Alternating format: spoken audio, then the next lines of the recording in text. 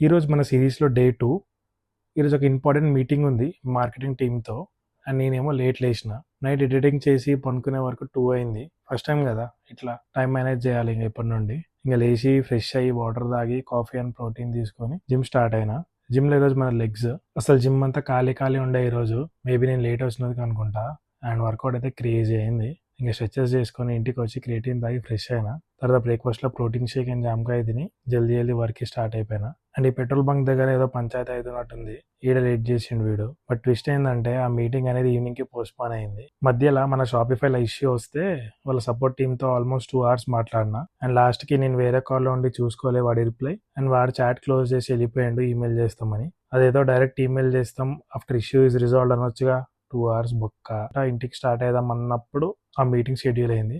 ఇంకా అది ఒక 1 hour ఉండే. అది అయినాక ఇంటికి స్టార్ట్ అయినా. అండ్ ఇంటికి వచ్చి చికెన్ ఎయిర్ ఫ్రైడ్ చేసుకొని తిని వాకింగ్కి వెళ్ళి వచ్చి పంటున్నా. కొంచెం హెక్టిక్ ఉండే బట్ ఏం పర్లే. ఈరోజు కింతే. See in the next one.